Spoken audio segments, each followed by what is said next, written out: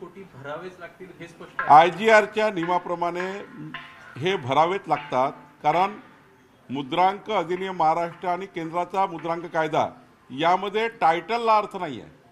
व्यवहारासाठी जो जातो, व्यवहाराकरता जो त्यांच्याकडे जातो मुद्रांक अधिकाऱ्याकडे, तेव्हा जो अमाऊंट दाखवता आली 300 कोटी, 300 कोटीवर 60% 21 कोटी हे नोंदणीचे आणि करार रद्द करण्याकरता तेवढाच रक्कम म्हणजे 60%ची जी रक्कम आहे 21 कोटी रिकन्व्हेन्स करण्याकरता तेवढीच रक्कम लागतं। त्यामुळं IGRनी पाठवलेली नोटीस योग्य आहे असं मला IGRनी सांगितलं, कारण मी काल म्हटलं होतं ही मी तपासणार आहे। जी नोटीस काढली ती मला वाटतं मुद्रांक अधिकाऱ्यांनी खालच्या लोकांनी काढलेली आहे आणि आज IGRनी मी ते चेक केलेलं आहे। त्यामुळं मी कालच्या बोलण्याप्रमाणे मी तपासणार असं म्हटलं, आज मी ते तपासलं आहे। IGRच्या मुद्रांक नियमाप्रमाणे ते बरोबर आहे। परंतु सर, तुमच्या कालच्या विधानाचा संदर्भ घेत विरोधकांनी अशी टीका केली आहे की बावनकुळेंनीच सरकारने दिलेल्या नोटीसवरती प्रश्नचिन्ह उपस्थित। असं आहे, एखादी गोष्ट जर खालच्या अधिकाऱ्यांनी केली, बघा खालच्या अधिकाऱ्यांनी या व्यवहाराला अधिकृत ठरवलं, ते खरं होतं का? आमच्या निदर्शनात आला, आम्ही ते सुमोटो कारवाई केली, गुन्हे दाखल केले। आम्ही त्या ठिकाणी पहिला स्टेप उचलली, गुन्हे दाखल केले ज्यांनी व्यवहार केले त्याच्यावर। म्हणजे मुद्रांक विभागाकडे मुद्रांक अधिकाऱ्यासमोर लिहून देणारा आणि लिहून घेणारा हा प्राथमिक दोषी आढळतो म्हणून गुन्हे दाखल केले आहे। आम्ही निलंबित केला सर्वांना, त्यांना नोकरीतून काढून टाकण्याची कारवाई आम्ही करतो आहे। शेवटी सरकारला विचारावं लागतं, एकदा पाहावं लागतं। मी तर नोटीस दिली नाही आहे, आमच्या खालच्या अधिकाऱ्यांनी दिली आहे, म्हणून म्हटलं खाली तपासणार आहे। मी आज तपासलं आणि दोन्ही नियम जे आहे, केंद्रीय नियम आणि राज्याचा नियम मुद्रांक नियम, यानुसार व्यवहाराला स्टॅम्प ड्युटी घ्यावी लागते। व्यवहार 300 कोटीचा आहे, 300 कोटीला 21 कोटी आणि रिकन्व्हेन्स वापस घेण्याकरता 21 कोटी, अशी 42 कोटीची नोटीस आमच्या मुद्रांक अधिकाऱ्यांनी दिलेली नोटीस योग्य आहे।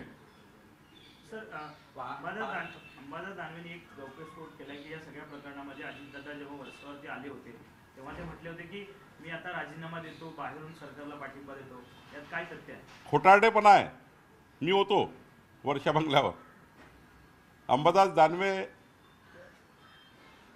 हे काही वर्षावर थोडे होते तेव्हा, मी त्यावेळी वर्षावर होतो। असा कुठलाही चर्चा झाली नाही। अजितदादा, प्रफुल्ल पटेलजी, तटकरेजी जे आले होते ते एका आपल्या 7-8 विषय या ठिकाणी आता येणाऱ्या पुरवणी मागण्याची चर्चा आहे। अजून त्यांनी काही त्या ठिकाणी आपल्या महायुतीबद्दल काही चर्चा केल्या। म्हणजे आता प्रफुल्ल पटेल आणि तटकरे जे आले तर कुठल्या जागेवर महायुती काम करू शकतो, आपण कुठल्या जागेवर लढू शकतो। जसं आम्ही नागपुरात म्हटलं आहे की महायुतीला, राष्ट्रवादीला कुठली जागा देता येईल, एकनाथ शिंदेजीला कुठली जागा देता येईल। त्यामुळं मला असं वाटतं की कुठलीही अशी चर्चा झाली नाही। केवळ अजितदादा आपल्या एक पुरवणी मागण्याची काही चर्चा आणि काही चर्चा पॉलिटिकल याच्याकरता आले होते। सर, तुमच्याकडे आता जबाबदारी दिलेली आहे निवडणुकी संदर्भात, तर आता नेमकी काय रणनीती सध्या भाजपची सुरू आहे, कशा पद्धतीने काय आहे? महायुतीची पत्रकार परिषद 18 तारखेला आहे। आमचे अध्यक्ष रवी चव्हाणजी, सुनील तटकरेजी, उदय सामंतजी पत्रकार परिषद घेणार आहे। उदय सावंतजी या पत्रकार परिषदेमध्ये महायुतीची भूमिका स्पष्ट करणार आहे। मी, रवी चव्हाणजी, माननीय मुख्यमंत्रीजी आणि महाराष्ट्राचे आमचे सर्व प्रभारी यांनी बैठक घेऊन या ठिकाणी जे उमेदवार आहे, उमेदवाराच्या अंतिम यादीकडे आम्ही चाललेलो आहोत।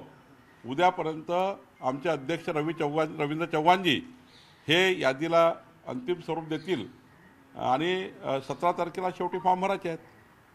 कुठेतरी अजित पवार पार्थ पवार यांना वाचवण्याचे काम करत आहे आणि भाजप हे प्रकरण काढत आहेत आणि एकूणच त्यावर बोलायचं तर ही भाजपची कृती आहे आणि या सगळ्यामध्ये भाजपला हे सगळंच व्यवहार माहिती होते। उद्या काही झालं तर पार्थ पवार यांना अटक होणार, हा सगळा भाजपचा प्लॅन होता, अशा प्रकारचं विधान हे अंबादास दानवे करताना दिसतंय। ना अंबादास दानवेला माहीत होतं हे, ना चंद्रशेखर बावनकुळेंना किंवा माननीय मुख्यमंत्र्यांना। खालच्या अधिकाऱ्यांनी यामध्ये खरी बदमाशी केली आहे। एक तहसीलदार, एक मुद्रांक अधिकारी आणि 2 लोक हे देणारे घेणारे यांनी केलेली चूक आहे। आता सरकारला थोडी या ठिकाणी माहीत असतं खालच्या अधिकारी। आम्ही जेव्हा बातमी येतं, जसं आपल्या मीडियातनं बातमी दाखवली, सुमोटो सरकारने दखल घेतली। त्यामुळं खाली एखादा तलाठी किंवा